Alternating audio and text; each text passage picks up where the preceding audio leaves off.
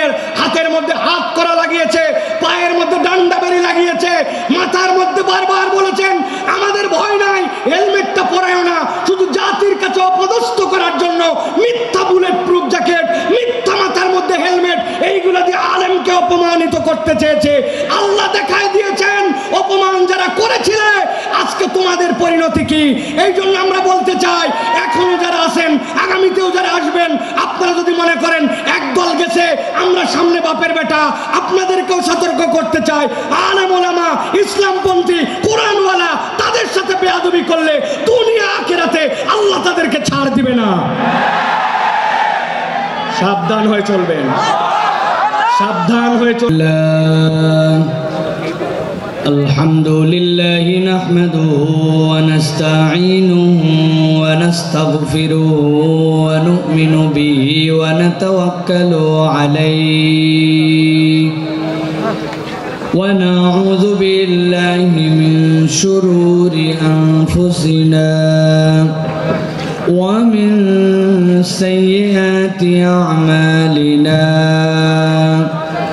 من يهد الله فلا مضل له ومن يضلل فلا هادي له وأشهد أن لا إله إلا الله وحده لا شريك له وأشهد أن سيدنا وحبيبنا وطبيب قلوبنا محمد الذي أرسله بالحق بشيرا ونذيرا وداعيا إلى الله بإذنه وسراجا منيرا. فقد قال الله سبحانه وتعالى في كلامه المجيد وفي فرقان الحميد. أعوذ بالله من الشيطان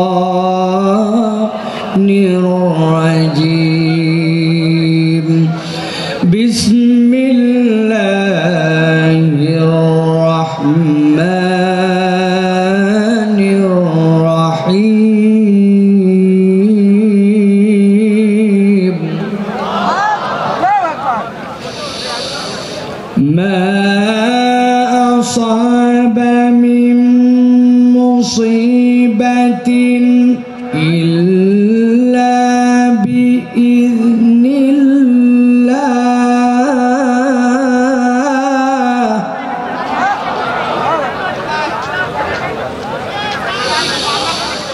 ومن يؤمن بالله يهدي قلبه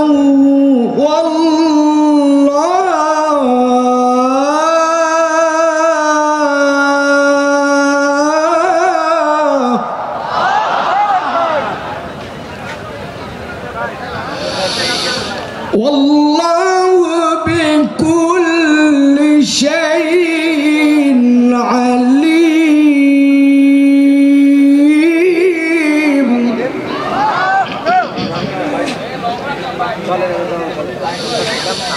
وأطيعوا الله وأطيعوا الرسول فإن توليتم فإنما على رسول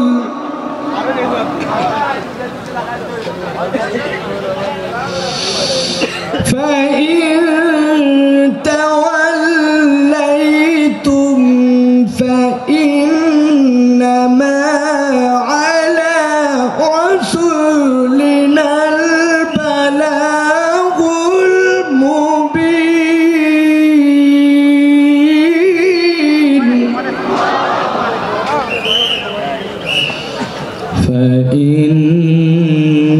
فإنما على رسولنا البلاغ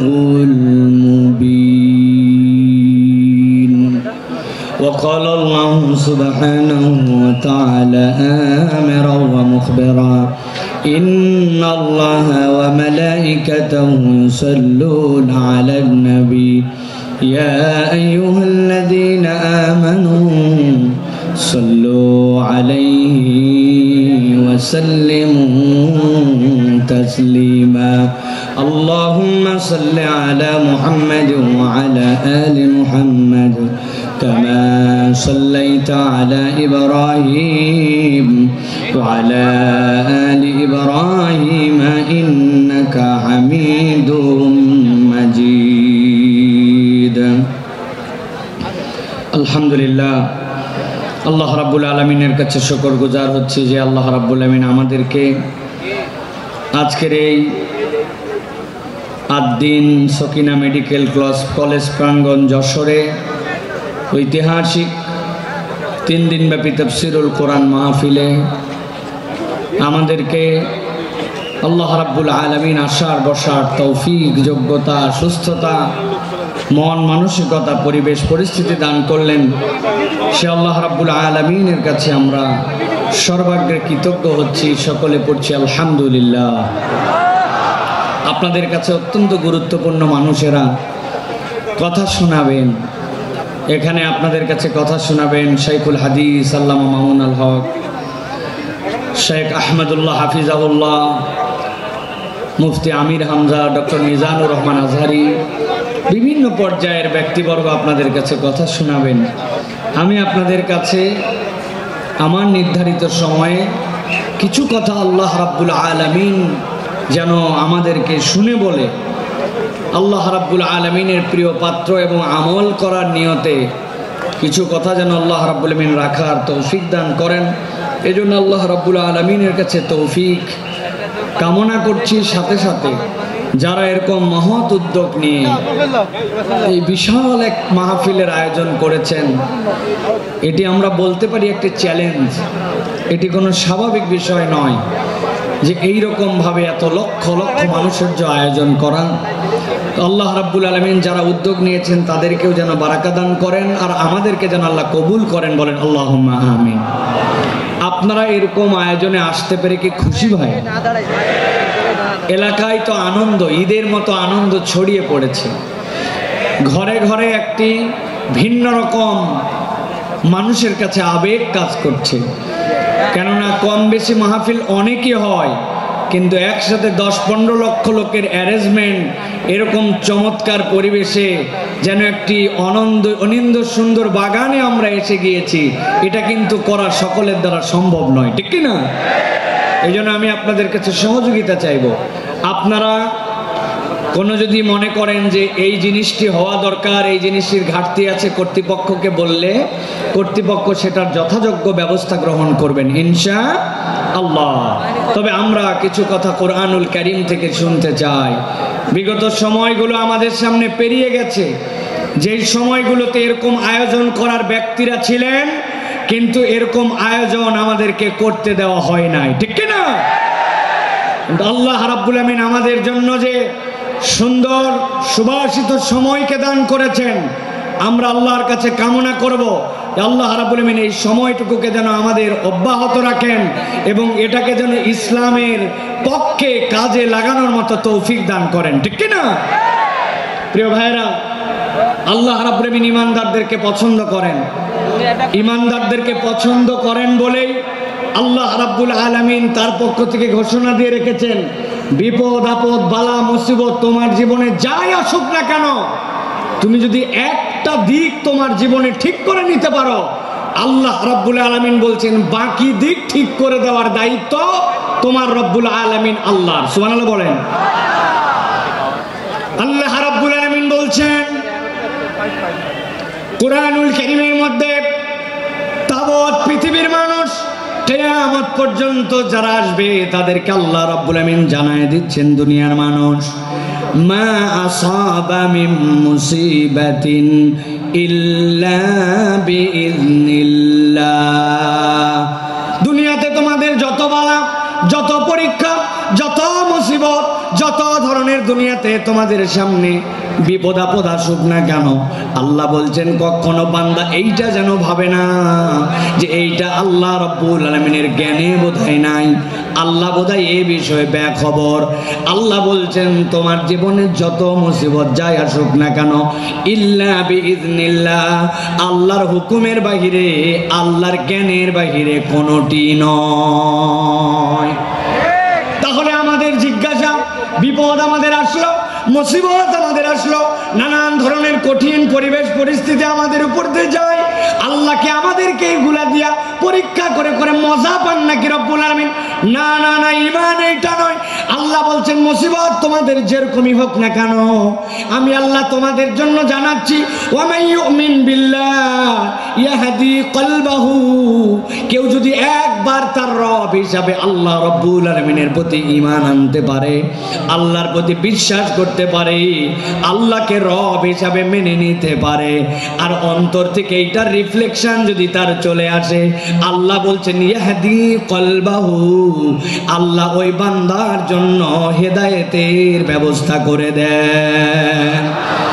কোরআনুল কারীম যে বলল আপনাকে ইয়াহদি কলবাহু, তাফসীরের ভিতরে এসেছে, তাফসীরে কবীরের ভিতরে, তাফসীর ইবনে আশুরের ভিতরে মুফাসসিরে কেরাম ব্যাখ্যা করছেন, একজন ইমানদার ব্যক্তিকে আল্লাহ যে বলেছেন ইয়াহদি কলবা, এইটা বলার উদ্দেশ্য ওই বান্দার যত বড় বিপদ হোক আর যত বড় মুসিবত হোক না কেন, সে যদি রব হিসাবে আল্লাহকে চিনে ফেলতে পারে, আল্লাহ তার অন্তরের ভিতরে এমন একটা প্রশান্তি ঢুকায় দিবেন, ওই হেদায়েতের প্রশান্তি তাকে কখনো আল্লাহর রাস্তা থেকে বিচ্যুত করবে না।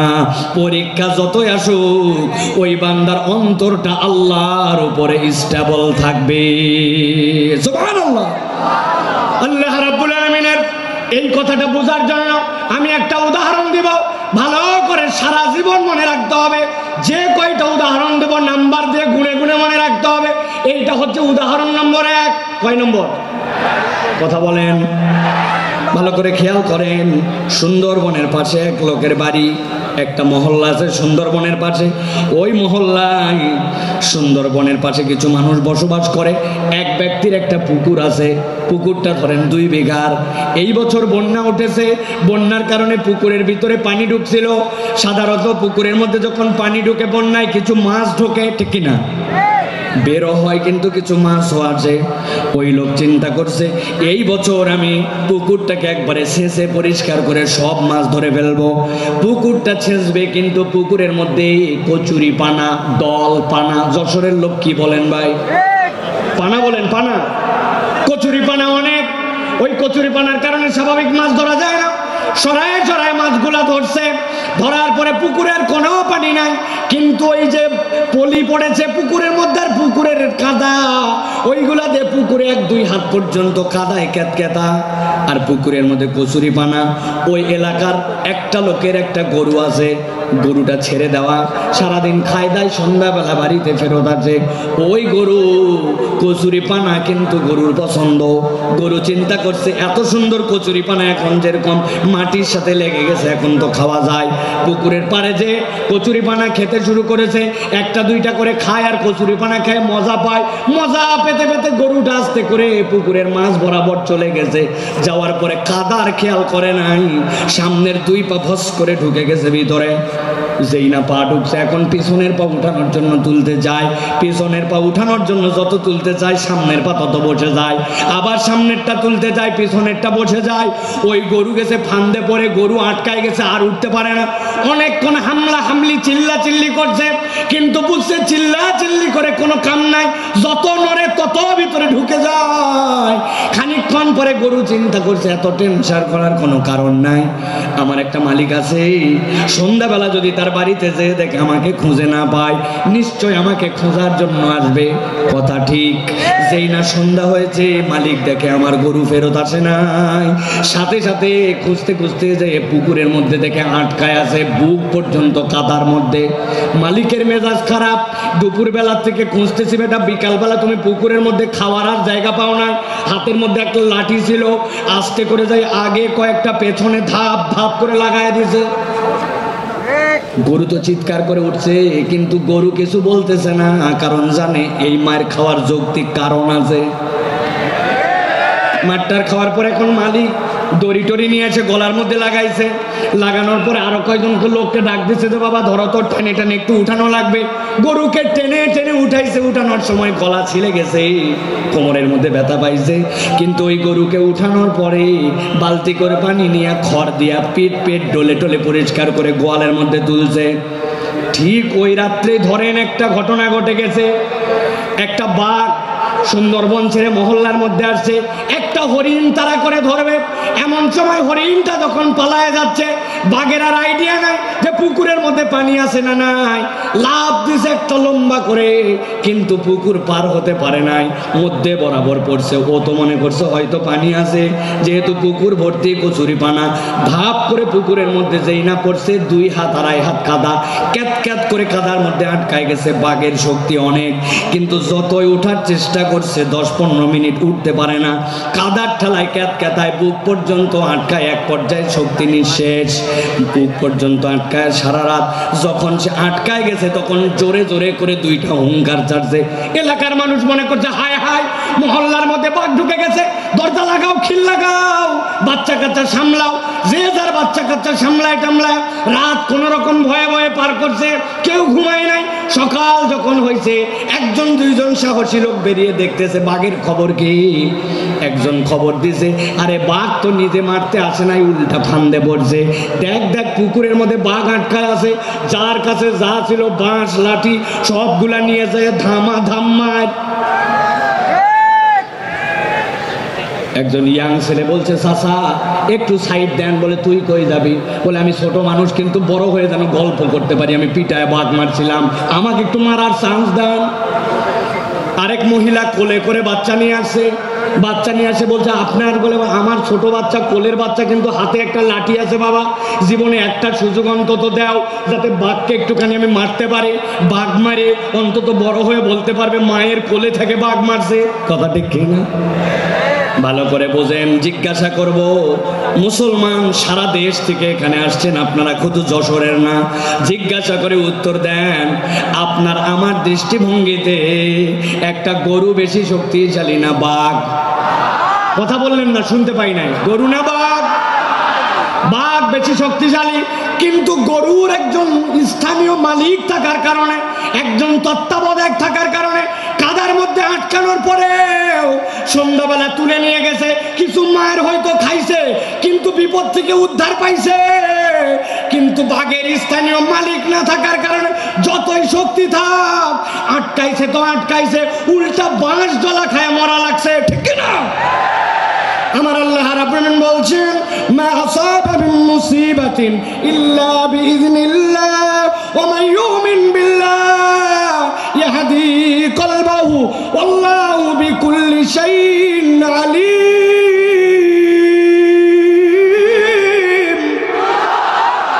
এই দুনিয়ার মানুষ, তুমি ভালো করে জেনে রাখো, বিপদ তোমার যত হোক, মুসিবত তোমার যত হোক, তুমি আল্লাহর প্রতি যদি ঈমান আনার মতো আনতে পারো, তোমার একজন তত্ত্বাবধায়ক আছে, যার মালিক, যার তত্ত্বাবধায়ক আল্লাহ। দুনিয়ার কেউ তাকে দাম না দিলেও ওই লোকের কোনো ভয় পাওয়ার কারণ নাই। আর যদি মনে করেন আমেরিকা আমার তত্ত্বাবধায়ক, কানাডা আমার তত্ত্বাবধায়ক, পাশের দেশ আমার তত্ত্বাবধায়ক, তাহলে আমি আপনার কাছে একটা কথা পরিষ্কার করে জানতে চাই এবং বুঝাতে চাই। বুঝে থাকলে বলবেন তো ভাই, আমেরিকা কি আল্লাহর দুনিয়ার ভেতরে না বাইরে? কানাডা কি আল্লাহর দুনিয়ার বাইরে না ভেতরে? পাশের দেশটা কি আল্লাহর দুনিয়ার ভেতরে না বাইরে? তাহলে আপনি বাংলাদেশ থেকে টপকায়া দেশের বাইরে যায় কেমনে ভাবতেছেন আল্লাহর দুনিয়ার বাইরে? ধরে না, ধরে না, ধরে না, ধরলে আল্লাহ ছাড়ে না। কেবল তো খেলা শুরু, ঠিক কিনা? আপনারা ফুটবল খেলছেন না? ফুটবল খেলা কেমনে হয় দেখছেন আপনারা? সেন্টার থেকে খেলা শুরু। কোথা থেকে? সেন্টার থেকে খেলা শুরু হয়। এই পা ওই পা, এই পা ওই পা করতে করতে আস্তে করে বল যখন ডি বক্সের মধ্যে যায়, তারপরে চূড়ান্ত শট করে গোল দেওয়া হয়, ঠিক না? যারা তওবা না করে আল্লাহর কাছে ফেরত আসবে না, আর মনে করবে যে আমি অল্প একটু আয়ত্তের বাহিরে চলে গেলাম, গ্রেপ্তারের বাহিরে চলে গেলাম, দেশের বাহিরে চলে গেলাম আর বেঁচে গেলাম, আপনি আসলে বাঁচেন নাই। এখন পর্যন্ত আসল ধরাটাই খান না। ভালো করে কথা বোঝেন, ঠান্ডা মাথায় কথাগুলো বোঝেন। সময় বড় সংক্ষেপ, কিন্তু কথাগুলো অত্যন্ত আপনাদের হৃদয়ের মধ্যে নিয়ে যাওয়ার। এখন কথা হলো বিপদ আল্লাহ রাব্বুল আমিনের নলেজের মধ্যে আল্লাহ রাব্বুল আমিন ইমানদারকে উদ্ধার করে দিতে চান। আল্লাহ রাব্বুল আমিন ওই বান্দার সকল বিষয় খবর রাখেন। এই বিষয় কি আমরা একমত? ঠিক আছে, এবার আল্লাহ বলছেন, আমার বান্দা, তোমাকে আমি বিপদ থেকে বাঁচায় দিতে চাই, তোমাকে আমি উদ্ধার করে দিতে চাই। আমি রব্বুল আমিন তোমাকে কল্যাণের রাস্তা দেখাতে চাই। কিন্তু রব্বুল আমিন বলছেন, আমি বান্দাকে যখন বাঁচাতে চাই, আমি রব্বুল আলামিনের একটা তরিকা আছে। উদাহরণ নম্বর 2। কয় নম্বর? কথা বললেন না ইয়াংরা? কয় নম্বর? ওই যে ডান পাশে তাকান, ডান পাশে 3 তলা 4 তলা বিল্ডিং দেখা যায়, দেখতে পাচ্ছেন? ওই দেখেন 4 তলার মধ্যে আলো জ্বলে, 4 তলার মধ্যে জানলা খোলা, ফ্যানটা ঘুরতেছে। এখন আপনাকে যদি কেউ বলে 4 তলার মধ্যে যেহেতু আলো জ্বলতেছে, 4 তলার মধ্যে ফ্যান চলতেছে, তাহলে আপনার স্বাভাবিকভাবে বিবেচনায় কি আসবে? এই বিল্ডিং এর 4 তলায় মানুষ থাকে না? থাকে না? মানুষ থাকে। কিন্তু আপনার এলাকার এক ছেলে বলতেছে, যতই মানুষ থাক, যাই থাক না কেন, আমি শিওর এইটাতে উঠার জন্য কোনো সিঁড়ি নাই, এইটাতে উঠার জন্য কোনো লিফট নাই, এইটাতে উঠার জন্য কোনো মই নাই, যতই মানুষ থাক। এই কথা যদি বলে কেউ আপনার এলাকায়, ওই ছেলেকে, ওই লোককে কি বলবেন? কেন? ওই লোকের পাগল। পাগল বলবেন কেন? বলবেন স্ক্রু ঢিল, ঠিক কিনা? আন্দাজি হুজুর যা বলে তার সাথে হো বলেন না। মানুষের স্ক্রু থাকে নাকি? বলে হুজুর, ওই পাগল আর স্ক্রু ঢিল এইটা আক্ষরিক অর্থে নয়, এইটা রূপক অর্থে। ওই লোকটার ব্রেনে অসুবিধা আছে। তাছাড়া 4 তলায় মানুষ থাকে, আর সিঁড়িও নাই, লিফটও নাই, এইটা হতে পারে না, ঠিক কিনা? আমার আল্লাহ রাব্বুল আমিন বলছেন, বিপদ আছে, বালা মুসিবত আছে, সব আছে, কিন্তু আমি রব্বুল আমিন তোমাকে উদ্ধার করতে চাই। গভীর মনোযোগ দেন। আল্লাহ সিঁড়ি বর্ণনা করতেছেন, এবার কিভাবে তুমি উদ্ধার পাবে। আল্লাহ বলছেন, ওয়াতিউল্লাহ ওয়াতিউর রাসূল ফাইন তাওয়াল্লাইতুম ফাইন্নামা আলা রাসূলিনাল বালাগুল মুবিন।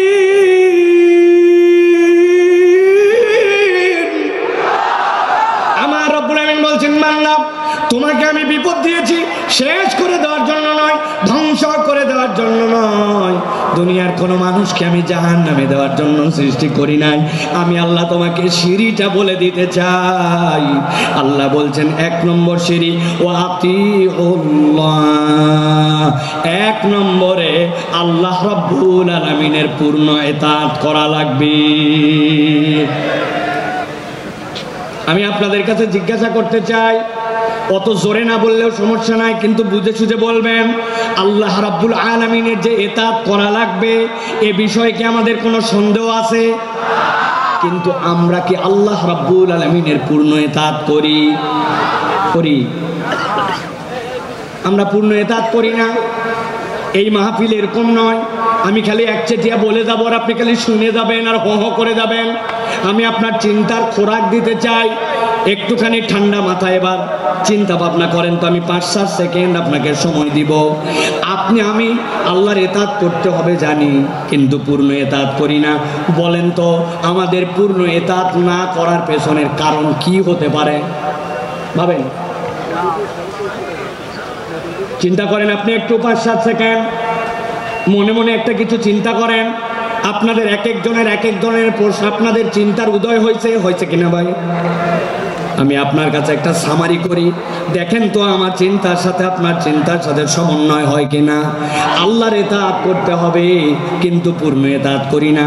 আমি আমার ক্ষুদ্র দৃষ্টিভঙ্গিতে দেখেছি এর অন্যতম কারণ হচ্ছে আমরা আল্লাহ রাব্বুল আলামিন যে আমাদের জন্য রাজ্জাক আর রব, আল্লাহর রাজ্জাক আর রুবুবিয়্যাতের মূল পরিচয় আমরা ওয়াকিফাল নয়, ঠিক কি না? আপনি বলবেন হুজুর আমি আমার রাজ্জাক রবকে আমাকে চিনি। কেমনে চিনেন? আমার বাড়িতে খাবার অভাব নাই, আমার বাড়িতে বাজার হাট নিয়ে চিন্তা নাই। আল্লাহ আমাকে আলহামদুলিল্লাহ যথেষ্ট খাবার, যথেষ্ট আমার বাজার, যথেষ্ট চাল ডাল আমাকে দিয়েছে। আপনি যদি মনে করেন আল্লাহ আপনাকে চাল ডাল আর খাদ্য এইটাতে একমাত্র আপনার জন্য রাজ্জাক, আপনি তাহলে আল্লাহর রাজ্জাক নামের 1% কেবল চিনছেন, বাকিটুকু আপনি চিনেন নাই। আল্লাহ নিজের পরিচয় দিয়েছেন, ইন্নাল্লাহা হুয়ার রাজ্জাকু যুল কুওয়াতিল মাতিন।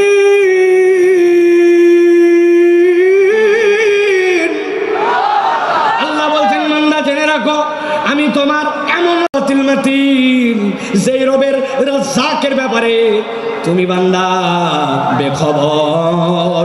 আমি আপনার কাছে একটু বুঝাতে চাই যে রাজ্জাকের, আল্লাহর এই রাজ্জাকের বোধ আমার মধ্যে আসলে আমি কিভাবে আল্লাহকে মেনে নিতাম।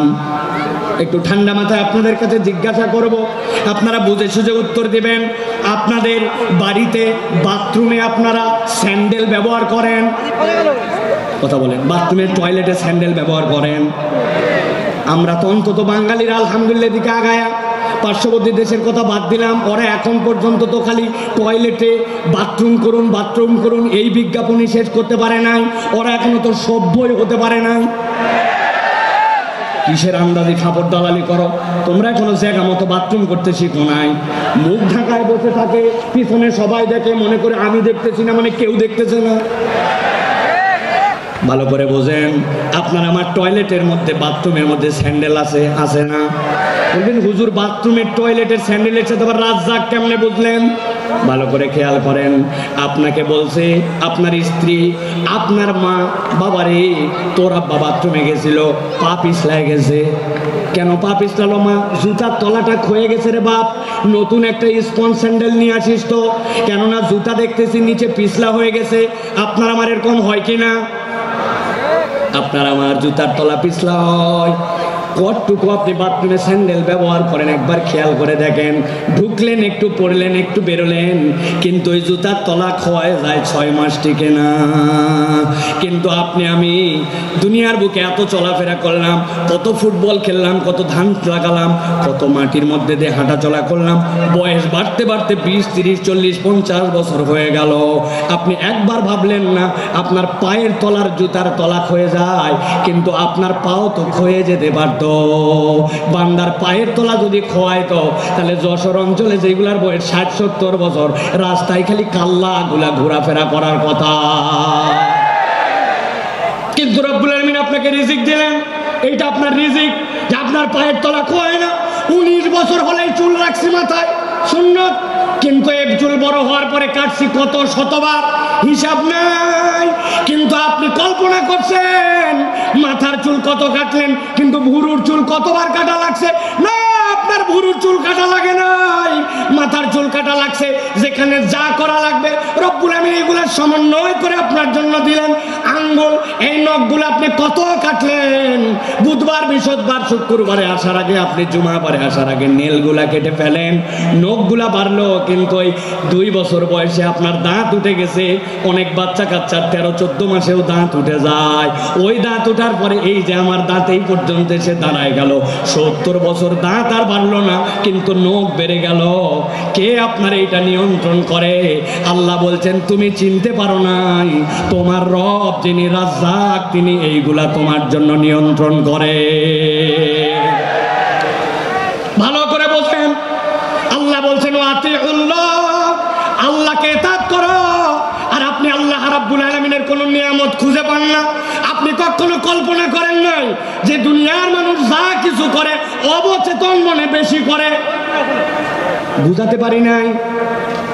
মানুষ চেতন মনে নয়, অবচেতন মনে বেশি কাজ করে। বলবেন হুজুর কেমনে? ভালো করে খেয়াল করেন। এই যে সকিনা মেডিকেল, আবদিন মেডিকেল কলেজ হাসপাতাল, বুকের মধ্যে ব্যথা আপনার, ডাক্তারের কাছে আসছেন, ডাক্তার বলছে আপনার বুকের সমস্যা, হার্টে, তবে এটা বাঁচার উপায় আছে। কি উপায় ডাক্তার সাহেব বলেন? আমি আরো বাঁচতে চাই। পরামর্শ দিছে, কোনো টেনশন নাই, তবে একটা সাবধানতা অবলম্বন করতে হবে। 1 মিনিটে আপনাকে শ্বাস নিতে হবে 20 বার। যদি 21 বার নেন ঝামেলা আছে, আর যদি 19 বার নেন ঝামেলা আছে।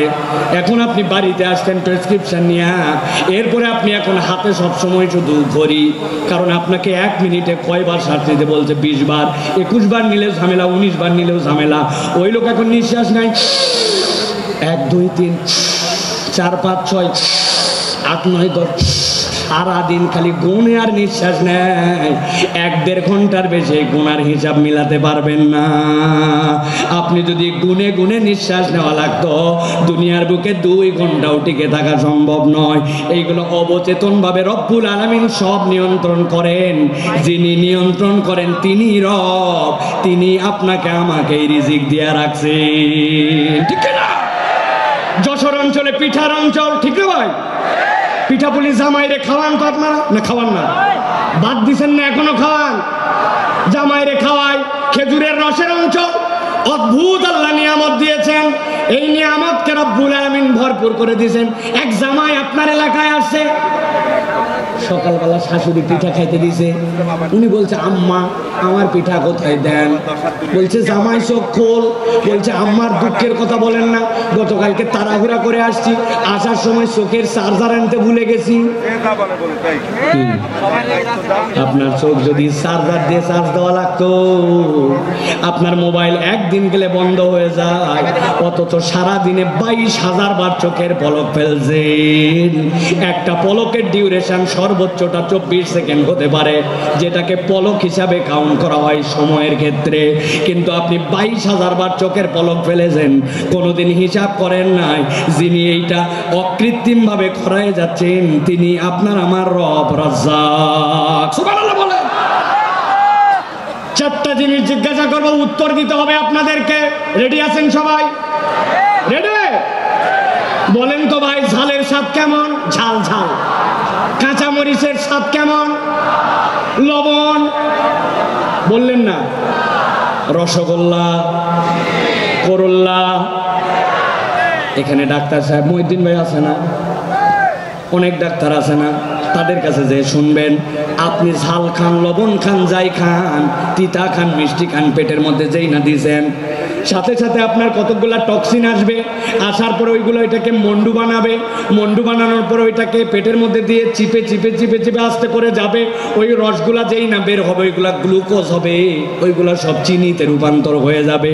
যেই না আপনার পেটের মধ্যে চিনি হয়ে গেল, এরপরে আপনার চোখের জন্য যেইটা লাগবে, আপনার হার্টের জন্য যেইটা লাগবে, কিডনির জন্য যেইটা লাগবে, আপনার অঙ্গ প্রত্যঙ্গের জন্য যেখানে যেইটা লাগবে, সেইটা অটোমেটিক সার্কুলেট হয়। আপনি বলতেছেন এইটা আবার এমন কি? আমি অনেক সময় মজা করে বলি, এখানে আমার অনেক বাইকার বন্ধু আছে যারা মোটর সাইকেল চালায়, আছে কিনা? হঠাৎ করে দেখে মোটর সাইকেল বন্ধ হয়ে গেছে, এদিকে কাজ ওদিকে কাজ, ঝুঁকা ঝুঁকি, দেখেন নাই কি নাই, কথা বললেন না? অকটেন নাই, পেট্রোল নাই, ঠিক না? চিন্তা করছে অকটেন নাই, পেট্রোল নাই, তাই কি অনেকক্ষণ ধরে আমার সেই রকম প্রস্রাব চাপছে, আমার নিজের ভিতরে যথেষ্ট পরিমাণে এখন পানি আছে, উনি আস্তে করে ট্যাঙ্কি খুলে ভিতরে ঢুকায় দিয়ে কাম ছাড়ছে। বলেন তো ভাই, নিজের প্রস্রাব দিয়া মোটরসাইকেল চলবে তো? ও ভাই বুঝেন না, মনে হয় চলবে না। কেন চলবে না? আমার মোটরসাইকেল, আমার প্রস্রাব চলবি না মানে? বলে হুজুর, মোটরসাইকেল চলার জন্য আলাদা করে পেট্রোল লাগে, ব্রেক করার জন্য ব্রেক অয়েল লাগে, ইঞ্জিনের জন্য ইঞ্জিন অয়েল লাগে। এক জিনিসের কত ফাংশন আলাদা আলাদা করে আপনাকে দিতে হয়। আর আপনি খেয়ে নিচ্ছেন, আপনার বডিটাকে চলানোর জন্য আপনাকে টেনশন করতে হয় না, সবগুলোকে প্রক্রিয়া করে রব্বুল আলামিন চলান। আল্লাহ বলছেন, বান্দা যদি একবার বুঝতো যার নির্দেশে আর যার পথ নির্দেশে তার শরীরটা চলে, তাইলে এই কৃতজ্ঞতা যদি তার মধ্যে ঢুকে যেত, ওই বান্দা কখনো আল্লাহর ইতাআতকে ছাড়তে পারে না, ঠিক কি না? আমার আল্লাহ রাব্বুল আলামিন এর জন্য বলছে, ওয়াতিউল্লাহ ওয়াতিউর রাসূল ফাইন তাওয়াল্লাইতুম ফাইন্নামা আলা রাসূলিনাল বালাগুল মুবিন।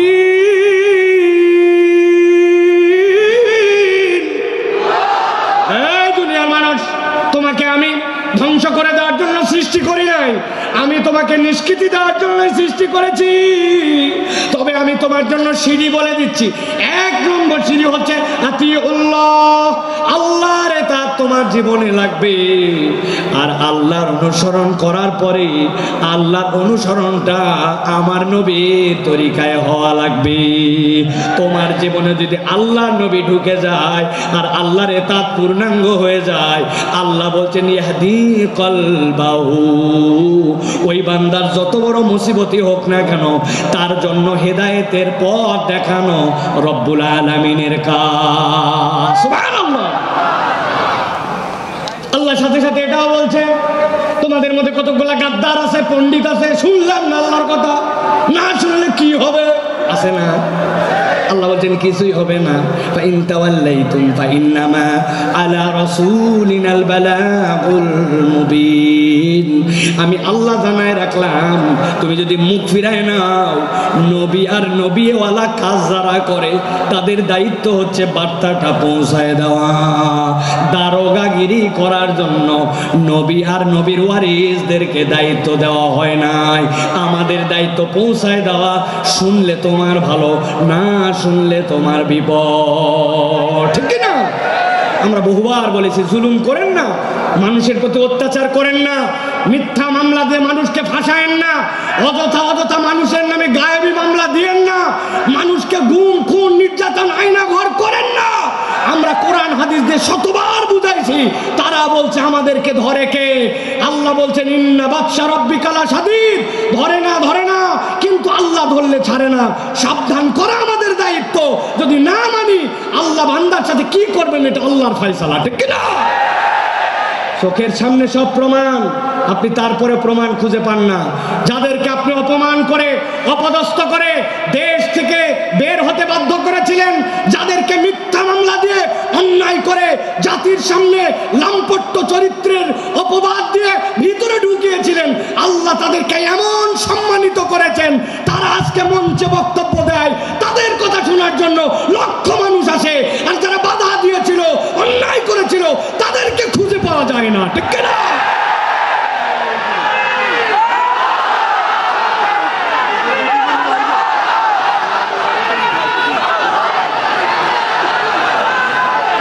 প্রিয় ভাইয়েরা, যুগে যুগে জালিমদের ব্যাপারে আল্লাহ রাব্বুল আলামিন একটা কথা বলেছেন, খবরদার তোমরা এটা মনে করো না আল্লাহ রাব্বুল আলামিন জালিমদের ব্যাপারে গাফেল।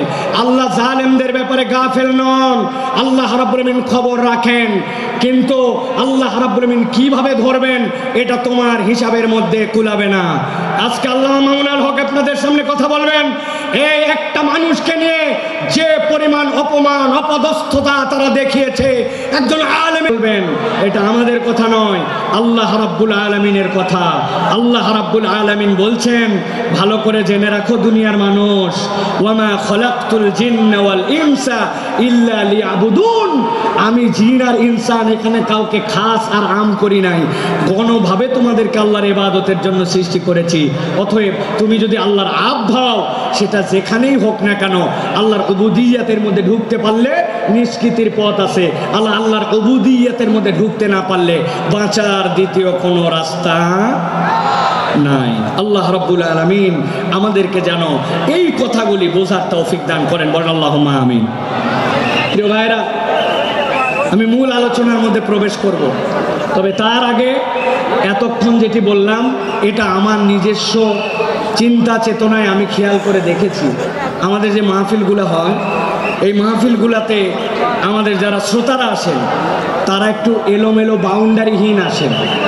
কি শুনলাম আর কি শুনবো, খানিকক্ষণ আসলাম, স্লোগান দিলাম, তাকবীর দিলাম, হই হই করলাম, চলে গেলাম। এই মাহফিল বড় মাহফিল, লোক দেখানোর মাহফিল করে লাভ নাই। এই জন্য আমি চিন্তা করি যেখানেই যাই আগে অন্তত একটু আইল দেই, আইল বাঁধা। আইল চেনেন আপনার ভাই? আইল যদি না থাকে পানি বাঁধবে? কথা বললেন না, পানি বাঁধবে? আসলে আমাদের থেকে অনেক ডিস্টেন্স হয়ে গেছে আপনাদের, তাই না ভাই? একটু দূরে চলে গেছেন আপনারা। প্রিয় ভাইয়েরা, আইল যদি না থাকে তাহলে পানি যেরকম বাঁধে না, তো আমাদের জীবনে আমি যে কথাটা শুনবো এই কথাটার আগে একটা আল লাগবে যে আমি কেন এই কথাটা শুনতেছি, এই কথাটা আমার শোনা কেন জরুরি। আমি তো আল্লাহ রাব্বুল আলামিনের পূর্ণ ইতাআতে ঢুকতে চাই, কিন্তু আমার জীবনভর এমন অপরাধ, এমন ভুলভ্রান্তি যে আমি কোনো লাইন খুঁজে পাই না, আমি কোন লাইনে যাব। তো ওই লাইনটা বোঝানোর আগে আমি একটু আল দিলাম। এখন আপনাদের সহযোগিতা নিয়ে আমরা সরাসরি একটু তাফসীরের মধ্যে প্রবেশ করতে চাই। আপনারা প্রবেশ করতে চান? আছেন আপনারা ইনশাআল্লাহ? কারা কারা আছেন দুই হাত উঁচু করে একটু দেখান। কথা বলবেন না, কোনো কথা বলবেন না, চুপচাপ হাত নামান, হাত নামান, হাত নামান, হাত নামান। থামেন থামেন, তাকবীর দিয়েন না ভাই, কত সময় সংক্ষেপ, আপনাদের অনেক আবেগ আমরা জানি, তাকবীর দিয়েন না। একটু আপনাদের মোবাইলের লাইট আছে? আছে? একটু শাট করে 5 সেকেন্ড সময় দিলাম, জ্বলায় ফেলেন দেখি। হ্যাঁ, একটু জ্বলায় ফেলেন। যার যার মোবাইল আছে কথা বলবেন না, একটা কথা হবে না, একজনও না। চলাইছেন? এবার হাতটা উঁচু করেন, দুই হাত, দুই হাত। যারা জ্বলাতে পারে না শিখাই দেন কেমনে জ্বলাতে হয়। হাত উঁচু করেন, হাত উঁচু করছেন, শক্ত করেন, শক্ত, একটু শক্ত, একটু ডানে দিকে নড়া দেন, এবার একটু বামে দেন, এবার একটু সামনে দেন, একটু পিছনে দেন, এবার একটু পিছনে টানে দেন, টানে দেন। এবার হাতটা সোজা করেন, সোজা সোজা সোজা করেন। এবার হাতটা এরকম করে নড়াচড়া দেন, দুই দিকে নড়াচড়া দেন। এবার হাতটা সোজা করেন, স্ট্রেট, নো নড়াচড়া। গলাটা পরিষ্কার করেন, ভালো করে দিছেন। এবার আমরা আকাশ বাতাস মুখরিত করে আল্লাহর একটা তাকবীর দিয়ে আলোচনার মধ্যে প্রবেশ করতে চাই। যারা আসমান জমিন মুখরিত করে একটা তাকবীর দিতে পারবেন তারা বলেন আল্লাহুম্মা আমিন। এই স্বেচ্ছাসেবক ভাইরা, আপনারা দিবেন না তাকবীর? নাকি আপনারা ওয়াজের বাইরে? আপনারা তো ওয়াজের ভিতরে। হাত সোজা করেন। কারা কারা জ্বলাতে পারে না শিখিয়ে দেন, হাত সোজা করেন। সোজা করছেন? আল্লাহুম্মা আমিন বলেন। এবার একটা আকাশ বাতাস মুখরিত করে তাকবীর দেখতে চাই। আমি আল্লাহু আকবার আসতে বলবো, লিল্লাহি তাকবীর, আপনারা জোরে করে আল্লাহু আকবার বলবেন, যাতে কোনো বিতাড়িত শয়তান এখানে থাকতে না পারে। পারবেন ইনশাআল্লাহ? দেখে এটা তাকবীর দেন, লিল্লাহি তাকবীর,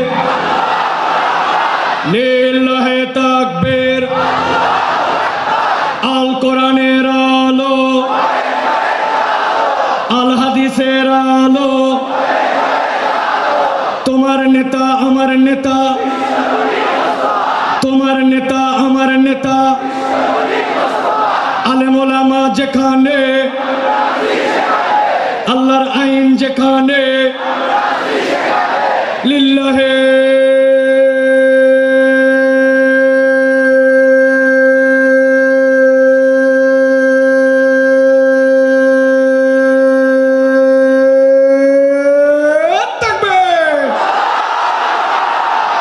আলহামদুলিল্লাহ। হাত নামান, চুপ করে বসে যান, একটার কোনো কথা হবে না। এখন আমরা বিতাড়িত শয়তান থেকে আশ্রয় প্রার্থনা করে সরাসরি কোরআনুল কারীমের মধ্যে প্রবেশ করব।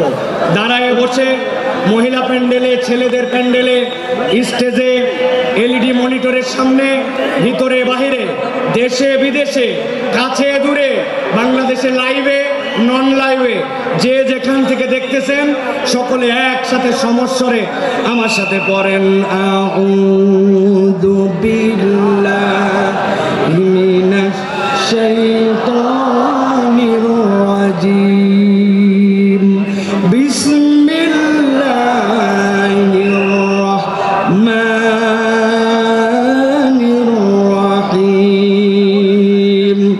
ইন্নাল মুত্তাকিনা ফি জান্নাতিন ওয়া উয়ুন, উদখুলুহা বিসালামিন আমিনিন। আমার আল্লাহ রাব্বুল আলামিন কিয়ামত পর্যন্ত আগত মানুষ মানুষের কাছে বার্তা পৌঁছায় দিচ্ছেন। আল্লাহ রাব্বুল আমিন বলছেন, ইন্নাল মুত্তাকিনা ফি জান্নাতিন ওয়া উয়ুন, নিশ্চয় আমি রব তোমাদেরকে জানায় রাখলাম, যারা মুত্তাকি হবে, আল্লাহর কাছে যারা মুত্তাকি হিসাবে একবার বিবেচিত হয়ে যাবে, আমি রব তাদেরকে বলছি ফি জান্নাতিন ওয়া উয়ুন, তারা উদ্যান এবং নহরমালা ঝর্ণামালার মধ্যে তারা থাকবে। জিজ্ঞাসা হচ্ছে আল্লাহ রাব্বুল আমিন এখানে মুত্তাকি দ্বারা কি বুঝান? মুত্তাকির অনেক সংজ্ঞা আছে, আমি কেবলমাত্র ছোট্ট দুইটা জিনিস আপনাকে সারা জীবনের জন্য মাথার মধ্যে ঢুকাই দিতে চাই। মুত্তাকি মানে কনসেপ্টের মধ্যে পরিষ্কার রাখবেন, মুত্তাকি হচ্ছে সে আল্লাহ আমাকে যা যা নিষেধ করেছেন, আল্লাহর নিষেধাজ্ঞা থেকে যখন আমি বেঁচে থাকি, আল্লাহ যা আমাকে করতে মানা করেছেন সেইটার ধারে কাছে যখন আমি যাই না, সেই পথ যখন মারাই না, বান্দা যখন এই কাজ করতে শুরু করে, আল্লাহর কাছে সে তখন মুত্তাকি হিসাবে বিবেচিত হয়। সুবহানাল্লাহ বলে। হযরত ওমর ফারুক রাদিয়াল্লাহু তাআলা আনহু, তার কাছে এসে জিজ্ঞাসা করছে খলিফাতুল মুসলিমিন, তাকওয়ার পথটা কি, মুত্তাকি কাকে বলে? ছোট্ট কথায় হযরত ওমর ফারুক বলেছেন, তুমি কি কখনো এমন গিরিপথ দিয়ে চলেছো, পাহাড়ের মাঝ দিয়ে এক পাহাড় তার এক পাহাড় যাওয়া লাগবে, আবার ওই পথটার মধ্যে অনেক কাঁটার গাছ আছে, চলেছি, ওই রাস্তায় তুমি কেমনে চলেছো আমাকে একটু দেখাও। সাহাবী ডেমনস্ট্রেশন করে দেখাচ্ছেন খলিফাতুল মুসলিমিন আমিরুল মুমিনিন, যখন দেখেছি পাহাড়টা নিচু, আমার মাথা বেঁধে যাবে, মাথাটা নিচু দিচ্ছি, আবার যখন দেখছি উঠা লাগবে উঠছি, ডান দিকে ফিরা লাগবে ডানে ফিরছি, বাম দিকে কাত হওয়া লাগবে ফিরছি, আর আমার গায়ের মধ্যে যে কাপড়টা ছিল ওইটা যেন কোনো কাঁটার গাছের মধ্যে আটকায় না যায়, ওই জন্য কাঁটার গাছের মধ্যে আটকানোর থেকে বাঁচার জন্য কাপড়গুলা জড়ো করে করে আমি চলাফেরা করছি। হযরত ওমর ফারুক বলছেন, তুমি তো তাকওয়া বুঝেই ফেলছো, তাকওয়ার পথ তো এইটাই, হালাল হারামের সংমিশ্রণ আছে, আল্লাহর নিষেধাজ্ঞা আছে, অনেক কঠিন, কিন্তু তোমাকে যেহেতু বেরিয়ে যেতে হবে, তুমি বিবেচনা করে করে যখন চলো, এইটাই তোমার জন্য তাকওয়ার পথ। আল্লাহ বলছেন ওই তাকওয়ার পথে চলে যারা মুত্তাকি হবে, ইন্নাল মুত্তাকিনা ফি জান্নাতিন ওয়া উয়ুন, আমি রব্বুল আমিন তাদের জন্য জান্নাত আর তাদের জন্য ঝর্ণা রেখেছি। আল্লাহ ডাক দিয়ে বলবেন, উদখুলুহা বিসালামিন আমিনিন, ওর মধ্যে তোমরা নিরাপত্তার সাথে প্রবেশ করো। আল্লাহ মূলত বুঝাতে চান, আমার বান্দা যে একবার হবে, আমার এতাতকারী যে হবে, আমি তাকে জাহান্নামের জন্য সৃষ্টি করি নাই, আমি তাকে জান্নাত দিতে চাই। সুবহানাল্লাহ। কিন্তু বান্দা মনে মনে চিন্তা করছে, আমার তো গুনাহ খাতার কোনো শেষ নাই, আমি কেমনে বাঁচবো, আমি কেমনে এই পথকে গ্রহণ করব? আল্লাহ রাব্বুল আমিন বলছেন, বান্দা তুই ভয় পাস না, আমি তোর জন্য ঘোষণা করতেছি। রব্বুল আলামিন কোরআনুল কারীমের 5 নম্বর সূরা, সূরা মায়েদা এর 74 নম্বর আয়াতের মধ্যে বলছেন, আফালা ইয়াতুবুনা ইলাল্লাহ ওয়া ইস্তাগফিরুনাহু ওয়া ইস্তাগফিরুনাহু আল্লাহু গফুরুর রহিম। আমার আল্লাহ বলতেছেন, এই দুনিয়ার মানুষ ভালো করে বোঝো, আমি রব তোমাকে বললাম, আফালা ইয়াতুবুনা ইলাল্লাহ, তুমি কি আল্লাহর দিকে ফেরত আসবে না? আর তুমি কি তোমার রবের কাছে ক্ষমা চাইবে না? এটার দ্বারা আল্লাহ কি বুঝাতে চান? তুমি যদি আল্লাহর কাছে ফেরত আসো আর যদি ক্ষমা চাও, আল্লাহ বলছেন আমি রব্বুল আমিন নিজেকে ঘোষণা দিলাম, আল্লাহু গফুরুর রহিম, রব তাকে দয়াময় ক্ষমা করার জন্য রেডি আছে। সুবহানাল্লাহ।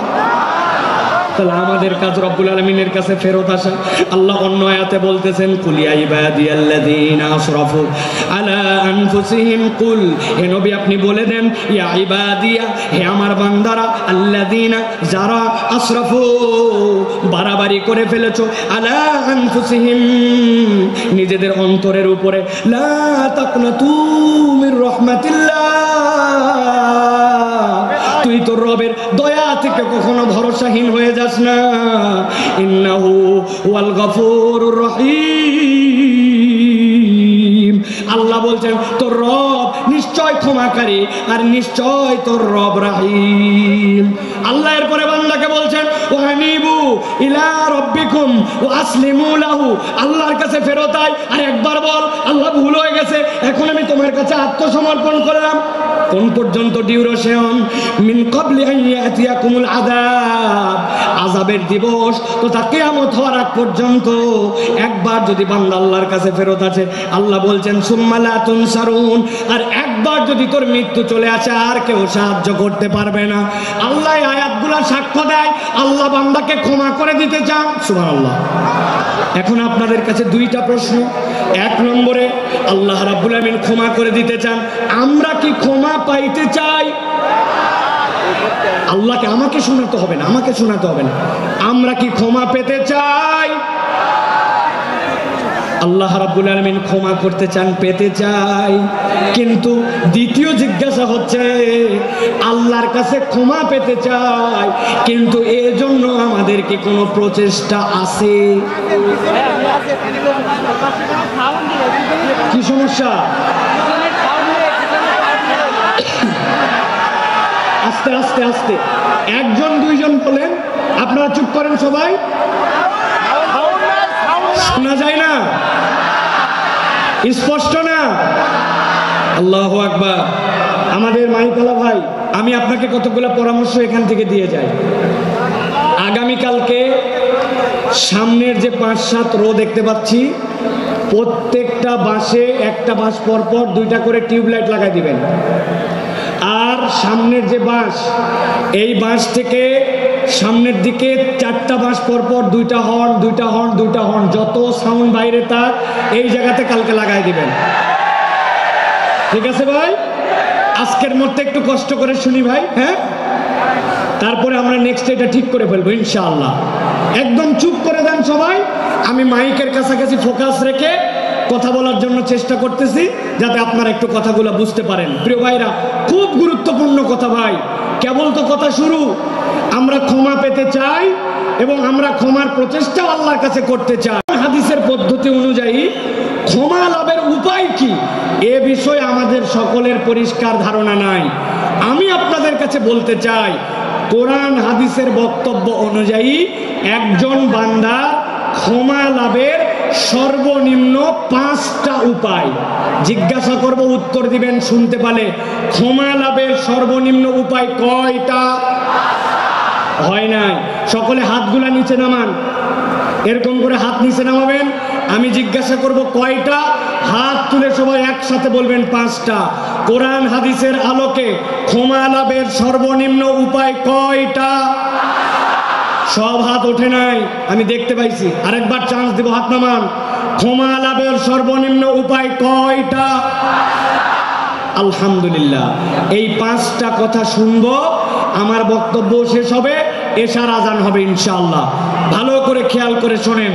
ক্ষমা লাভের উপায় হচ্ছে 5টা। কয়টা? এর 1 নম্বর হচ্ছে ঈমান এবং নেক আমল। আস্তে করে বলেন, 1 নম্বরটা কি? নেক আমল। ঈমান, নেক আমল। বলেন, ঈমান, নেক। এই ওয়াজটা যেন বাড়িতে মুখস্থ যায়, এই জন্য আমি এত কষ্ট করতেছি। 1 নম্বর ঈমান এবং নেক আমল। আল্লাহ রাব্বুল আমিন বলছেন, ওয়াদাল্লাহুল লাযীনা আমানু ওয়া আমিলুস সালিহাত মিনহুম মাগফিরাতাও ওয়া আজরান আযীমা। আল্লাহ বলছেন, দুনিয়ার মানুষ শোনো, ওয়াদাল্লাহ, আল্লাহ তোমার সাথে ওয়াদা করছেন। আপনি বাড়ির থেকে বেরিয়ে এসেছিলেন, বাচ্চা বলছে আব্বা আমার জন্য চকলেট নিয়ে আসবে। আপনি বলছেন ঠিক আছে চকলেট নিয়ে আসবো, কিন্তু বাড়িতে ঢোকার সময় ভুলে গেছেন। আপনি আপনার ছেলেকে বলছেন 5-এ ভালো রেজাল্ট কর, একটা সাইকেল কিনে দিব, কিন্তু আপনি সাইকেল কেনার কথা আর সামর্থ্যে কুলাই নাই, ভুলে গেছেন। বউরে বলছেন এবার খালি বেতন পাই লাল রঙের একটা শাড়ি তোমাকে কিনে দিব। এরপরে কত বেতন গেল, কিন্তু শাড়ি কেনার খেতা বা সামর্থ্য অনেক সময় হিসাবে মেলে না। আমরা ওয়াদা করি, কিন্তু অনেক সময় ওয়াদা আমরা রাখতে পারি না। এরকম আমাদের জীবনে হয় কিনা? কিন্তু আল্লাহ বলতেছেন, বান্দা আমার জন্য ওয়াদা করা লাগে না, ফাআলুল লিমা ইউরিদ। আমরা আল্লাহর ব্যাপারে বলি ইন্নাকা লা তুখলিফুল মিআদ, আমার রব কখনো ওয়াদার ব্যতিক্রম করেন না। কিন্তু সে আল্লাহ বলছেন ওয়াদাল্লাহ, আল্লাহ ওয়াদা করতেছেন আল্লাযীনা আমানু, যারা ঈমান আনবে। 2 নম্বর ওয়া আমিলুস সালিহাত, ঈমান আনার সাথে সাথে আমলে সালেহ করবে।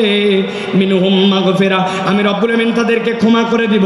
ওয়া আজরান আযীমা, আর আমি রব তাদের জন্য বিশাল প্রতিদানের ব্যবস্থা করব। কথা সহজ, কিন্তু বুঝে ঘাটতি আছে। আমাদের ধারণা আমরা তো আলহামদুলিল্লাহ ইমানদার, ঠিক না ভাই? আলহামদুলিল্লাহ ইমানদার, আমরা ইমান আনছি।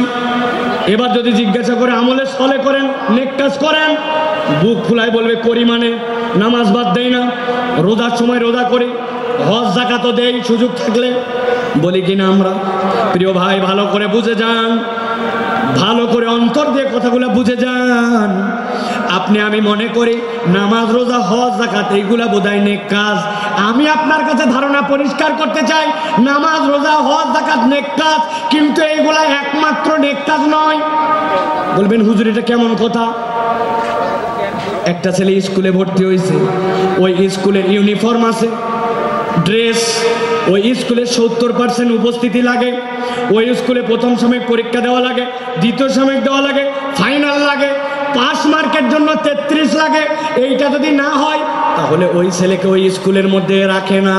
এটা যদি স্কুলের নিয়ম হয়, তাহলে আপনি যদি ইসলামকে একটা স্কুল মনে করেন, ইনস্টিটিউট মনে করেন, নবীজি বলছেন বুনিয়াল ইসলাম আলা খামসিন, ইসলামেরও একটা বেসিক আছে, যেই 5টা কাজের না থাকলে ইসলামের আর ভিত্তি থাকে না। তার মধ্যে আল্লাহর প্রতি শাহাদাত, এরপরে সালাত, এরপরে আপনার জন্য যাকাত, এরপরে সওম, এরপরে আপনার জন্য আল্লাহর জন্য হজ। এই যে কাজগুলি, এইগুলা ইসলামের বেসিক। এখন আপনি এইগুলা কাজ 33 মার্ক। এখন কোনো বান্দা যদি বলে এইগুলাই করি মানে আমি ভালো কাজই করি, এর বাইরে আর ভালো কাজ নাই, আপনার বুঝের মধ্যে ভুল আছে। এইটা ভালো কাজ, তবে এটা 33 মার্কের কাজ। এইটা না করলে আপনি মুসলমানই থাকেন না, ঠিক না? কিন্তু আমাদের যশোরে অনেক লোক নামাজ পড়ে ইমান ঠিক আছে, আছে না? আল্লাহর কিতাব ঠিক মতো মানে না, কিন্তু ইমান ঠিক আছে, আছে না? বলছে আমানতু বিল্লাহি ওয়া মালাইকাতি ওয়া কুতুবিহি, আমি আল্লাহর কিতাবের সব বিধান মানি, আল্লাহর কিতাব যা আছে তার প্রতি আমি বিশ্বাস করি, আমি আল্লাহর কিতাবকে গ্রহণ করে নিলাম। কিন্তু ওই লোককে যদি বলা হয় নামাজের ইসলাম মানলেন, রোজার ইসলাম মানলেন, কিন্তু আল্লাহর জমিনে আল্লাহর বিধান দিয়ে শাসনটা হোক, এই কথা বললে তখন বলে বক্তা দল করে, আছে না? এইরকম মুনাফিক মার্কা অনেক মুসলমান আছে। তার মানে বোঝা যায় আপনি আপনার ঈমান এখনো বোঝেন নাই। আমি আপনার কাছে জিজ্ঞাসা করব, বুঝে থাকলে বলেন তো, কোন লোক কোরআনুল কারীম নিছে, কোরআনুল কারীমের সে বলছে 15 পারা পর্যন্ত আমার মোটামুটি ক্লিয়ার, বাকি 15 পারা এখনো পড়া হয় নাই, তবে 15 পারার ব্যাপারে আমার কোনো মন্তব্য নাই, বাকিগুলো আমি দেখে শুনে সিদ্ধান্ত নিব, তাহলে সে হচ্ছে 50% মুসলমান। 50%। আরেকজন বলছে পুরা কোরআন ক্লিয়ার, খালি সূরা নাসের ব্যাপারে আমার কিছু মন্তব্য আছে, সূরা নাসটা আমি ভালো করে জেনে তারপরে আমি কোরআনুল কারীমের বাকি মানব, তাহলে সে 99% মুসলমান। কত পার্সেন্ট? 0। কোরআনের একটা অক্ষর যদি আপনি অস্বীকার করেন, আপনি 0% মুসলমান, ঠিক না?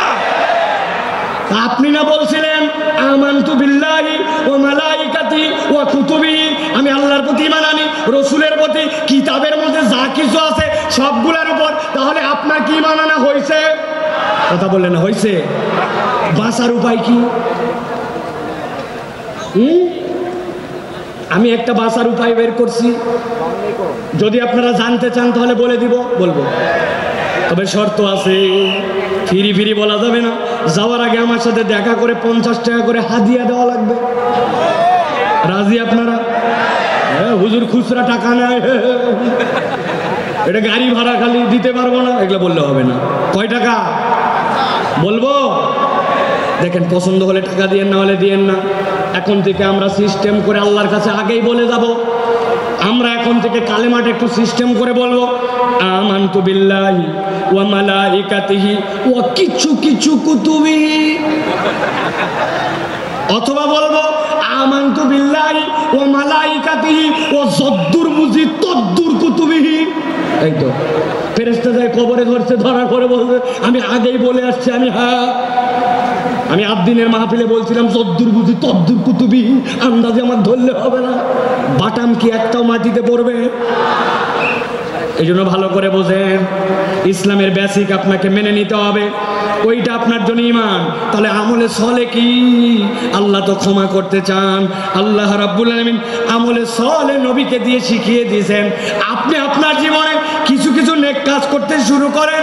নবীজি বলছেন লিল মুমিনি আলাল মুমিনি সিত্তু খিসাল, একজন মুমিনের জন্য আরেকজন মুমিনের নিম্নতম 6টা দায়িত্ব আছে, আপনি এগুলা পালন করেন।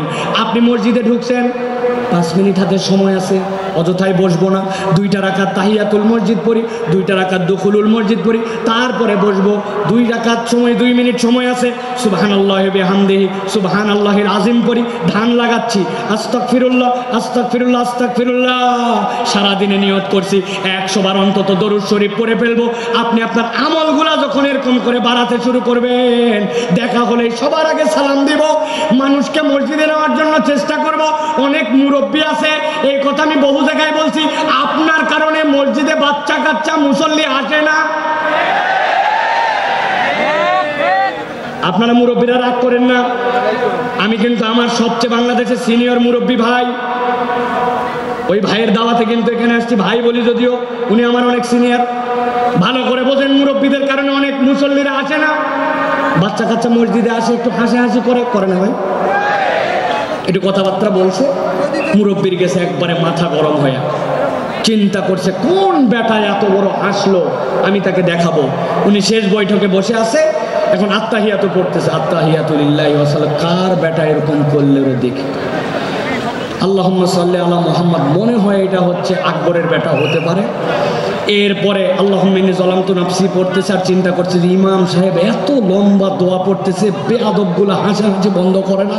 উনি এই সকল ভাবতেছে আর চিন্তা করছে, খালি নামাজ শেষ হতো দেখাচ্ছে, আসসালামু আলাইকুম ওয়া রাহমাতুল্লাহ, আসসালামু আলাইকুম ওয়া রাহমাতুল্লাহ,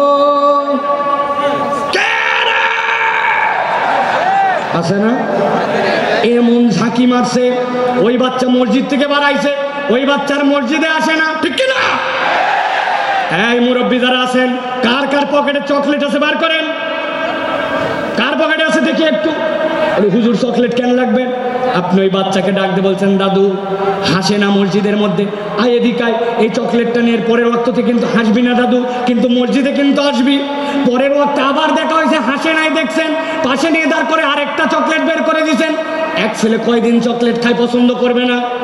2 দিন পরে 5 টাকার একটা কয়েন বের করে হাতে দিয়ে বলছেন, দাদু একটা বিস্কুট কিনে খাস, তুই তো চমৎকার করে নামাজ পড়িস। আপনি ওই বাচ্চাটাকে নামাজে উৎসাহ দিয়েছেন, হঠাৎ করে একদিন আপনার মৃত্যুর ডাক এসে গেছে, কবরে চলে গেছেন, কিন্তু যেই বাচ্চাকে চকলেট দিয়ে আদর করে মসজিদ থেকে বের করেন নাই, মসজিদমুখী করছেন, 5 টাকার কয়েন দিয়া ওই ব্যক্তিকে আদর যত্ন করে মসজিদের মুসল্লি বানাই দিয়ে গেছেন আপনি কবরে। কিন্তু আপনার 20-25 টাকার ইনভেস্টমেন্ট, ওই বাচ্চা যতবার সিজদা দেয় আপনার আমল নামায় সওয়াব উঠে যায়। এর নাম আমলে সলে। আপনাকে টেকনিক করে আল্লাহর দিকে আগাতে হবে। আল্লাহ বলছেন, আমার বান্দা যদি আমানু আমিলুস সলিহাত মিনহুম মাগফিরা ওয়া আজরান আযীমা, আমার বান্দাকে আমি রব কেবল ক্ষমাই করব না, আমি বিশাল পুরস্কার দিয়ে দিব ঈমানের সাথে। এই জন্য আমলে সলে লাগবে। সাথে সাথে হাদিসের গবেষণায় বোঝা যায়, কোন ব্যক্তি যদি আল্লাহ রাব্বুল আলামিনের কাছে গুনাহ মাফের উদ্দেশ্যে একবার ইস্তেগফার করে, রব্বুল আলামিন তাকে আরো 3টা নিয়ামত দেন। 1 নম্বরে রব্বুল আলামিন ওই বান্দার কঠিন অবস্থা থেকে উদ্ধার করে দেন। 2 নম্বরে তার দুশ্চিন্তা দূর করে দেন। 3 নম্বরে তার রিজিকের পেরেশানি আল্লাহ তুলে দেন। সুবহানাল্লাহ। তাহলে ক্ষমা লাভের উপায় কয়টা? ভুলে গেছেন কয়টা? 5টা। 1 নম্বর গেল। এবার চলেন 2 নম্বর। 2 নম্বর হচ্ছে আল্লাহর কাছে ক্ষমা চাওয়া। বান্দা যদি ক্ষমা পেতে চায়, আল্লাহর কাছে তাকে ক্ষমা চাইতে হবে। আল্লাহ রাব্বুল আলামিন বলছেন, وَمَن يَعْمَلْ سُوءًا أَوْ يَظْلِمْ نَفْسَهُ ثُمَّ يَسْتَغْفِرِ اللَّهَ يَجِدِ اللَّهَ غَفُورًا رَّحِيمًا। আমার আল্লাহ বলছেন, বান্দা ভালো করে বুঝো, ওয়ামাই আমাল, তোমাদের মধ্যে যে করে ফেলে সু গুনাহ, ও ইয়াজলিম নাফসাহু, অথবা নিজের উপরে সে জুলুম করে ফেলছে, সুম্মা ইস্তাগফিরিল্লাহ, এক মুহূর্ত দেরি করে না, তার রবের কাছে সে ইস্তেগফার করেছে।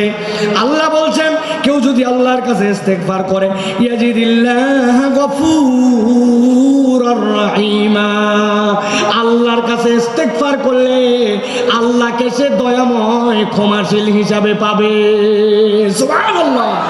আল্লাহ চান আমার বান্দা আমার কাছে মাপ চায়, কিন্তু ওই মাপ চাওয়াটা যেন মাথা খাটানো মাপ চাওয়া হয়, ওই মাপ চাওয়াটা যেন ঠোঁটের মাপ চাওয়া না হয়, ওই মাপ চাওয়াটা যেন স্বয়ং বেয়াদবি না হয়।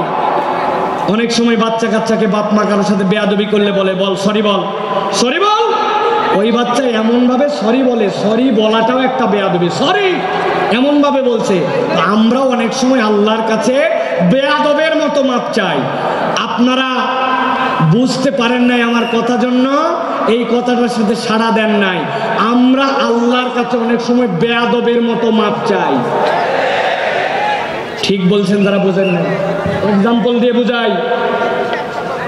ইমাম সাহেব সালাম ফিরাচ্ছে, খেয়াল করেন, আসসালামু আলাইকুম ওয়া রাহমাতুল্লাহ, নমস্কার, আসসালামু আলাইকুম ওয়া রাহমাতুল্লাহ আছে। আপনি কি বলছেন আল্লাহর কাছে? আরেকটা বুঝায়, এমপি সাহেবের কাছে গেছেন, একটা চাকরি দরকার আপনার ছেলের জন্য, সুন্দর করে যায় এমপি সাহেবের কাছে বলতেছেন, মানে এমপি সাহেব আপনার কাছে আসছে, আমার ছেলের একটা চাকরি দরকার, জরুরি ভিত্তিতে, আপনার অনেক ক্ষমতা আছে, চাকরি দরকার, মেহরবানি করে দ্রুত আমাকে চাকরি দেবেন, আসসালামু আলাইকুম ওয়া রাহমাতুল্লাহ। এমপি সাহেব বলছে, পাগলটা কোত্থেকে আসছে রে, এটা আস্তা বেয়াদব। কথা বললেন না, অত দূর গেলাম না, আমি হুজুরের কাছে আসছেন, হুজুর আমার ছেলেটা অসুস্থ, আমার ছেলের জন্য আপনি দোয়া করবেন, মেয়ে করে আসসালামু আলাইকুম ওয়া রাহমাতুল্লাহ।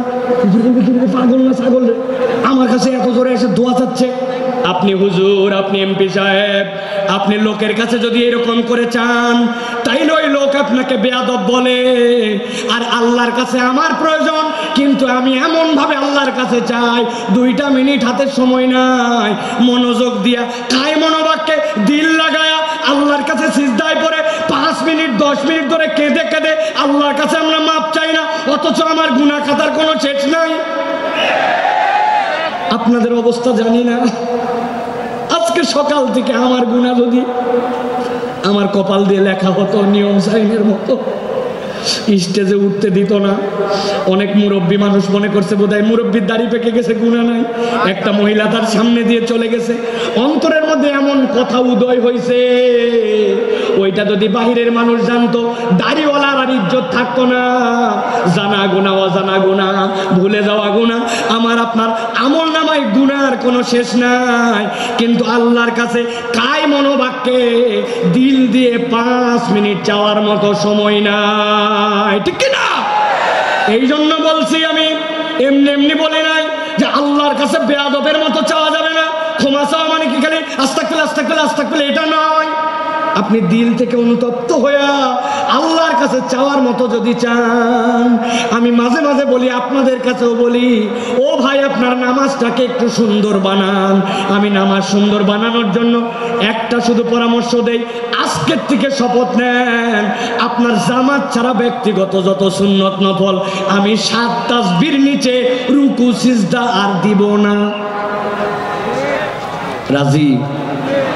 সুবহানাল্লাহ সুবহানাল্লাহ সুবহানাল্লাহ সুবহানাল্লাহ সুবহানাল্লাহ সুবহানাল্লাহ, এরকম 60টা তাসবিহ পড়ব রুকুতে, সুবহানা রাব্বিয়াল আযীম, সুবহানা রাব্বিয়াল আযীম, সুবহানা রাব্বিয়াল আযীম, এরকম করে 60টা তাসবিহ রুকুতে, 60টা তাসবিহ সিজদাতে। আমার নফল ব্যক্তিগত নামাজ আজকের থেকে 60টা তাসবিহর নিচে হবে না। রাজি আছেন ইনশাআল্লাহ? হঠাৎ করে উঠে গেছি 3 বার পরে, রেগুলার অভ্যাস, আবার টাইট করছি পরের রাকাত থেকে, না আমি তো 7 তাসবিহর নিচে উঠবো না। আমি আল্লাহর কসম করে বলতেছি, আপনার নামাজের 50% সুন্দর হয়ে যাবে। তাহলে 2 নম্বর আল্লাহর কাছে ক্ষমা চাওয়া, 3 নম্বরে আল্লাহর কাছে তওবা করা। বলেন 3 নম্বর তওবা করা, বলেন। অনেকে বলবেন হুজুর ইস্তেগফার আর তওবার মধ্যে কি পার্থক্য? একটু আগেই তো বললেন ইস্তেগফারের কথা, ক্ষমা চাওয়ার কথা, তাহলে তওবার মধ্যে পার্থক্য কি? তওবার রকম আছে 4টা, দীর্ঘ আলোচনা সেদিকে যাব না, কিন্তু তওবার মানেটা ভালো করে বোঝেন। আল্লাহ কোরআনে বলেছেন তুবু ইলাল্লাহি তাওবাতান নাসুহা, তোমরা আল্লাহর কাছে তওবা করো, তওবাটা যেন নাসুহা হয়। কি হয় নাসুহা মানে কি? আরবিতে নাসুহা শব্দটার উৎপত্তি স্থল 2টা, হয় নাসাহাতুন বা নাসাহাতুন। পেটের মধ্যে বাচ্চা, শাশুড়ি মা চিন্তা করছে আমার মেয়ের ডেলিভারি হবে, বাচ্চা কাচ্চার জন্য কাঁথা সেলাই করা লাগবে, এই ছিঁড়া লুঙ্গি, এই চাদর, অমুক কাপড়, এইগুলা জোড়া দিয়ে দিয়ে কাঁথা বানায়, ঠিক কিনা? ভালো করে মনে রাখবেন, নাসাহাতুন মানে ভাঙ্গা সম্পর্ক জোড়া লাগানো, আর নাসাহাতুন মানে ফেরত আসা। আল্লাহ বলছেন আমি আমার বান্দাকে দেখতে চাই অতীতের জন্য অনুতপ্ত, ভবিষ্যতে আর করবে না, আল্লাহর সাথে সম্পর্ক ছিন্ন হয়েছিল জোড়া লাগাবে আর আল্লাহর কাছে ফেরত আসবে। একবার যদি তুমি তওবা করতে পারো, আল্লাহ বলছেন আমি তোমার সব গুনাহ খাতা মাফ করে দিতে রেডি আছি। আল্লাহ কোরআনে বলছেন ওয়া হুয়াল্লাযী ইয়াকবালুত তাওবাতা আন ইবাদিহি ওয়া ইয়াফু আনিস সাইয়্যাত ওয়া ইয়ালামু মা তাফআলুন।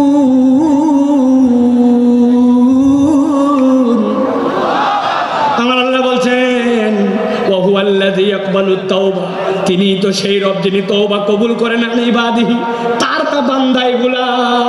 আল্লাহ বলছেন ওই আফু আনিস সাইয়্যাত, আর তিনি তো তার দোষ ত্রুটিগুলা ক্ষমা করে দেন। ওই আলামু মা তাফআলুন। যুবক রে, মোবাইলে এমবি কিনে রাত্রে কি দেখেছো? বাহিরে জুব্বা টুপি লাগায়া ঘুরছো, মানুষ হুজুর হুজুর বলছে, কিন্তু নামাজের অবস্থা কি ছিল, আমলের অবস্থা কি ছিল, ভিতরের অবস্থা ছিল কেউ জানে না। আল্লাহ বলছেন মৃত্যুর খাটলি সকলের কাছে লেগে যাবে, কিন্তু আল্লাহ সব জানেন। আল্লাহ চান আমার বান্দাকে আমি ক্ষমা করে দেই, এই জন্য আল্লাহ বলছেন বান্দা যেন আল্লাহর সাথে ভাঙা সম্পর্ক জোড়া লাগায়, আর আল্লাহর কাছে যেন বান্দা ফেরত আসে। সুবহানাল্লাহ। ভাঙা সম্পর্ক জোড়া লাগায় তওবা করে করে যদি আল্লাহর কাছে ফেরত আসে, আল্লাহ কেমন পছন্দ করেন। নবীজি বলছেন এক লোক মরুভূমির পথে রওনা হয়েছে, উটের পিঠের মধ্যে তার খাবার, 7 দিনের রাস্তা ধরেন, অর্ধেক পেরিয়েছে, যেই না অর্ধেক রাস্তা পার হয়েছে, যাওয়ার পরে একটু গাছের নিচে ক্লান্তি আসছে, ঘুমায় গেছে। ঘুমায় যাওয়ার পরে ঘুম থেকে উঠেছে, উঠার পরে দেখে হায়রে আমার যে খাবার সব উঠ ছিল, উঠ নাই, উঠ পালায় গেছে। মরুভূমিতে যদি কারো উঠ পালায়, ওই উঠ আর ফেরত আসে না। ওই বান্দা জানে সামনে 3 দিন যে আগাবে এই তার ক্ষমতা নাই, মরুভূমি যে গরম, একদিনে শেষ হয়ে যাবে, পিছনে যে বাড়িতে ব্যাক করবে সেই সুযোগ নাই। ওই লোক তো ঘাবড়ায় গেছে, নিশ্চয়তা এখন নিশ্চিত আমার মৃত্যু, মৃত্যুর চিন্তায় ওই লোক আবার ঘুমায় গেছে। আল্লাহর নবী বলছেন এরপরে হঠাৎ করে সে উঠেছে, উঠার পরে দেখে উটটা আবার তার সামনে এসে হাজির হয়ে গেছে। ওই উটার পালায় যায় নাই, খাদ্য নিয়ে তার সামনে দাঁড়ায়া উত্তেজিত হয়ে সে বলছে আয় আল্লাহ, আপনি আমার গোলাম আর আমি আপনার মাবুদ। যদিও কথাটা হাকিকি না, কিন্তু আনন্দে উত্তেজিত হয়ে বলছে, আসলে বলার কথা আল্লাহ আপনি আমার মাবুদ আর আমি গোলাম, কিন্তু উত্তেজনায় কথা ঘুরে গেছে। নবী বলছেন হারানো উট পেয়ে উটের মালিক যেরকম খুশি হয়, কোন বান্দা যদি 1000 ভুল করুক না কেন, একবার তওবা করে আল্লাহর কাছে ফেরত আসে, আল্লাহ এর থেকে অনেক বেশি খুশি হয়ে যায়। সুবহানাল্লাহ বিহামদি। এই জন্য প্রিয় ভাইরা, আল্লাহর কাছে তওবা করে আমাদেরকে ফেরত আসতে হবে। তাহলে 1 নম্বর ঈমান এবং নেক আমল, 2 নম্বর আল্লাহর কাছে ক্ষমা চাওয়া, 3 নম্বর তওবা করা, 4 নম্বর তাকওয়া অর্জন করা। কি করা? তাকওয়া অর্জন। আল্লাহ বলছেন ইন্নাল্লাযীনা ইয়াখশাউনা রাব্বাহুম বিল গায়ব লাহুম মাগফিরাতুন ওয়া আজরুন কাবীর, মাগফিরাতুন ওয়া আজরুন কাবীর। আল্লাহ বলছেন যারা আল্লাহকে ভয় করে, আল্লাহকে ভয় করে চলে, আল্লাহ ভয় করাটাই অটোমেটিক রব্বুল আলামিন বলছেন তার ক্ষমা প্রাপ্তির কারণ হয়। সুবহানাল্লাহ। আমরা বাংলাদেশ নিয়ে স্বপ্ন দেখি, বাংলাদেশ সোনার বাংলাদেশ হবে, বাংলাদেশ দুর্নীতিমুক্ত বাংলাদেশ হবে। এর জন্য দুর্নীতি দমন কমিশন এর জন্য সিসিটিভি, এর জন্য অনেক কিছু আমরা আয়োজন দেখলাম। কিন্তু জিজ্ঞাসা করতে চাই, এত আয়োজন করেও বাংলাদেশকে কি দুর্নীতি মুক্ত করা গেছে? দুর্নীতি মুক্ত তো হয় নাই, আরো দুর্নীতি বেড়েছে। আমি মজা করে বলি, দুর্নীতি দমন কমিশন একটা স্টেপ নিয়েছে, দুর্নীতিকে না বলুন। এই জন্য প্রত্যেক জেলা শহরে, প্রত্যেক ডিসি অফিসে সেমিনার হবে, বিভিন্ন জায়গায় ফেস্টুন লাগানো হবে, স্টিকার মারা হবে, দুর্নীতিকে না বলুন। এর জন্য বাজেট হয়েছে ধরেন 10 কোটি টাকা। আল্লাহর কি কাম, এই 10 কোটি টাকা 8.5 কোটি টাকা দুর্নীতি হয়েছে। আপনি না দুর্নীতিকে না বলবেন বলছেন, কিন্তু কোথায় দুর্নীতি দূর করতে পারলেন? সিসি ক্যামেরা লাগাইছেন, দুর্নীতি যায় নাই। আমি পাসপোর্ট অফিসে গেছিলাম, আমার পাসপোর্টের 6 মাসের নিচে মেয়াদ শেষ, অনেক আগের কথা। পাসপোর্টটা রিনিউ করতে হবে। পাসপোর্টে যাওয়া, অফিসে যাওয়ার আগে আমাকে লোকজন বলছে প্রস্তুতি নিয়ে যায়েন। আমি চিন্তা করছি প্রস্তুতি মানে বোধহয় কলম কাগজ, তাই তো নাকি? জি না, প্রস্তুতি মানে মাল পানি, ঠিক কিনা? আমি এইগুলা নিয়ে গেছি।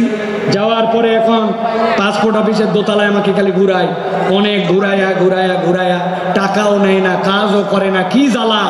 অনেকক্ষণ পরে বলছে নিচে চলেন। দোতলার থেকে যখন আমাকে নিচে নিয়ে আসছে, নিচে আনার সময় একটা সিঁড়ি, মধ্যে একটা ল্যান্ডিং, এরপর আরেকটা সিঁড়ি।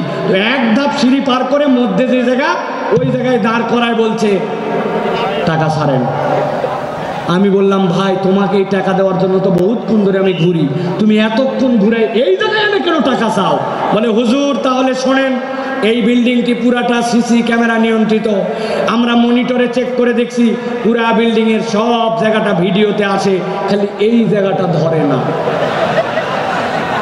তো যেই জায়গাটা ধরে না, ওই জায়গায় উনি টাকা খায়। তাহলে দুর্নীতি দূর করতে চান আর দেশকে সোনার বাংলা বানাতে চান, কখনো এটা সম্ভব নয় যদি না মানুষের দিলকে আল্লাহর ভয়ে ভীত করে একটা উন্নত চরিত্রের প্রজন্ম তৈরি করা না যায়, শিক্ষা সংস্কার করা যদি না যায়, এই প্রজন্মকে কখনো মানুষের মতো মানুষ এই বাংলাদেশকে সোনার বাংলাদেশ বানানো সম্ভব নয়।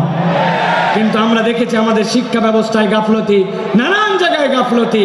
এইগুলো আসলে কার কাছে আমরা বলবো আর কে যেন কথা শুনবে, এইরকম একটা অবস্থা হয়ে যাচ্ছে। এই জন্য আমরা স্পষ্ট কণ্ঠে বলতে চাই, বাংলাদেশকে যারা সোনার বাংলাদেশ বানাতে চান, আপনাদেরকে কোরআন হাদিসের শিক্ষায় এই জনগোষ্ঠীকে শিক্ষিত করতে হবে, এর কোনো বিকল্প নাই, ঠিক কিনা? আল্লাহ রাব্বুল আলামিন সর্বশেষ বলছেন 5 নম্বরে তোমাদের জন্য, যারা ক্ষমা পেতে চাও তোমাদের উপায়টা হচ্ছে 5 নম্বরে। 1 নম্বর ঈমান ও নেক আমল, 2 নম্বর আল্লাহর কাছে ক্ষমা চাওয়া, 3 নম্বর তওবা, 4 নম্বর তাকওয়া অর্জন, 5 নম্বর আল্লাহর জন্য দান খয়রাত করা। কি করা বলেন না, কি করা?